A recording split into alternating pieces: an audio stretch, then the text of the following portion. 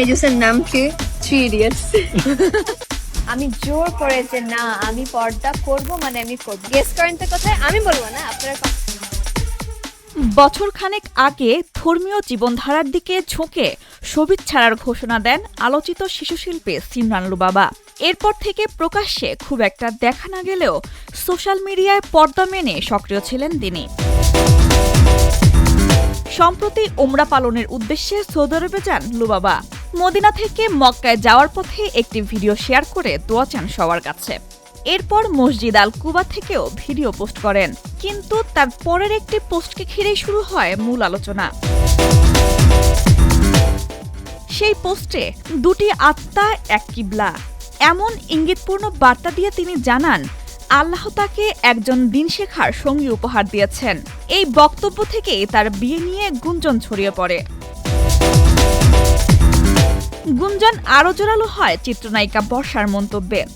তিনি লুবাবার পোস্টে আলহামদুলিল্লাহ লিখে অভিনন্দন জানান এবং তাদের দাম্পত্য জীবনের জন্য দোয়া করেন। এরপর থেকেই অনেকেই ধরে নিচ্ছেন লুবাবা বিয়ে করেছেন। তবে এ বিষয়ে এখনও পর্যন্ত লুবাবা বা তার পরিবার কোনো আনুষ্ঠানিক বক্তব্য দেননি। অন্যদিকে কিছু সামাজিক মাধ্যম ব্যবহারকারী তার বয়স নিয়ে প্রশ্ন তুলেছেন। তাদের দাবি, লুবাবার বয়স এখনো 18 বছরের নিচে হতে পারে, সেক্ষেত্রে এটি বাল্যবিবাহের আওতায় পড়বে, যদিও বয়স নিয়ে নির্দিষ্ট কোনো তথ্য নিশ্চিত নয়। আইনগত দিক থেকে জানা যায়, বাংলাদেশে কন্যার ন্যূনতম বিয়ের বয়স 18 বছর। এর নিচে হলে সেই বিয়ে বৈধ নয় এবং সংশ্লিষ্টদের বিরুদ্ধে ব্যবস্থা নেওয়ারও সুযোগ রয়েছে।